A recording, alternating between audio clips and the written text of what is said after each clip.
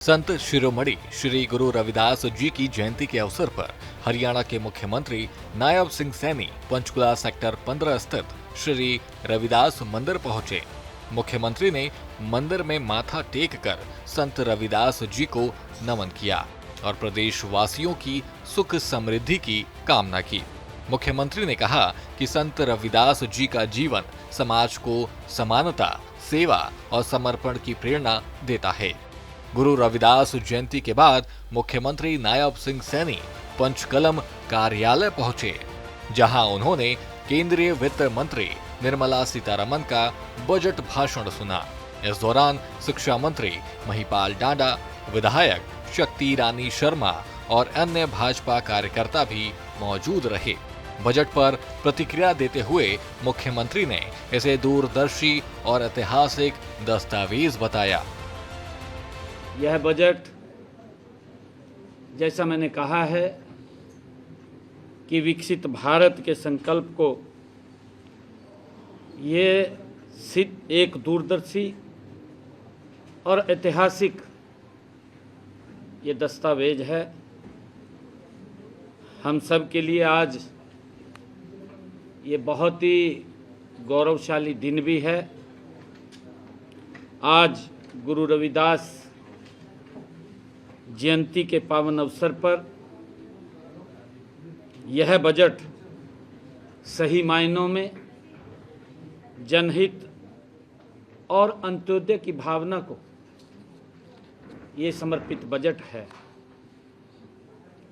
इस बजट में 3 मुख्य विजन हैं: रफ्तार, क्षमता, सबका साथ। रफ्तार का अर्थ है प्रोडक्टिविटी बढ़ाकर आर्थिक विकास की गति को तेज करना। क्षमता का अर्थ है लोगों की काबिलियत को निखारना ताकि वे देश की तरक्की में भागीदार बन सकें। और सबका साथ का अर्थ है कि हर परिवार क्षेत्र के पास कमाई के पर्याप्त संसाधन और मौके हों। ये सबका साथ का अर्थ है। यह बजट सबका साथ, सबका विकास की भावना को ये चितार्थ करने वाला ये बजट है। मुख्यमंत्री नायब सिंह सैनी ने कहा कि वित्त वर्ष 2027 के लिए 12.2 लाख करोड़ रुपए का ऐतिहासिक पूंजीगत व्यय हरियाणा जैसे औद्योगिक और इंफ्रास्ट्रक्चर आधारित राज्य को नई गति देगा। सिटी इकोनॉमिक रीजन और लॉजिस्टिक हब के विकास से निवेश और रोजगार के नए अवसर खुलेंगे। मैं इस कल्याणकारी बजट के लिए देश के यशस्वी प्रधानमंत्री आदरणीय नरेंद्र मोदी जी और वित्त मंत्री निर्मला सीतारमण जी का हार्दिक आभार व्यक्त करता हूं। उनका हार्दिक दिल से धन्यवाद करता हूं। यह बजट आत्मनिर्भर भारत और विकसित भारत की दिशा में मील का पत्थर है। साथियों, भारत ने खुद की मैन्युफैक्चरिंग और ऊर्जा सुरक्षा बढ़ाई है। मुझे खुशी है कि इस बजट में जिससे विदेशों से सामान मंगाने की निर्भरता भी कम होगी। बजट में एमएसएमई और के क्षेत्र में 10,000 करोड़ रुपए का प्रावधान जैसे औद्योगिक राज्य के लिए अत्यंत लाभकारी ये सिद्ध होगा।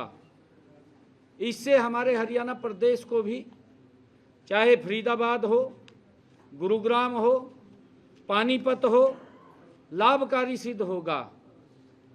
जैसे औद्योगिक केंद्रों में नई जान आएगी और युवाओं के लिए रोजगार के व्यापक अवसर खुलेंगे। इस बजट में सेमीकंडक्टर हब के लिए 40,000 करोड़ रुपए और बायो फार्मा सेक्टर की मजबूती देना, ये भारत की तकनीकी महाशक्ति बनाएगा।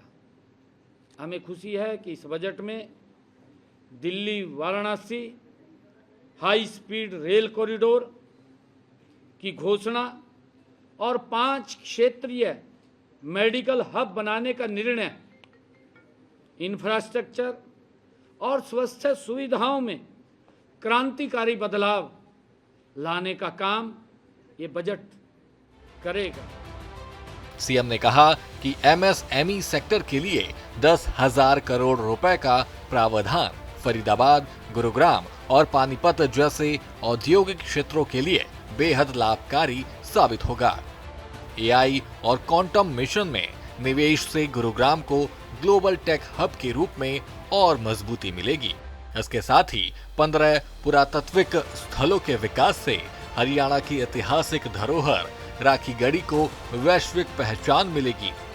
कृषि क्षेत्र में आवंटन बढ़ाने, डिजिटल एग्रीकल्चर मिशन और लवणीय भूमि सुधार के लिए केंद्रीय सहायता से किसानों की आय बढ़ेगी।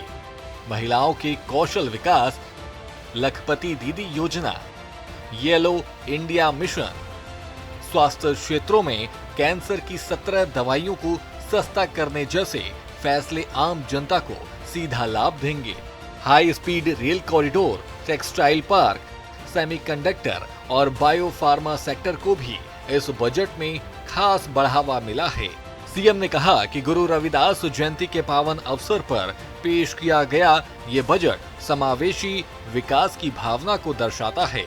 मुख्यमंत्री नायब सिंह सैनी ने भरोसा दिलाया कि हरियाणा सरकार इस बजट के प्रावधानों को धरातल पर उतारकर राज्य के हर नागरिक तक इसका लाभ पहुंचाएगी।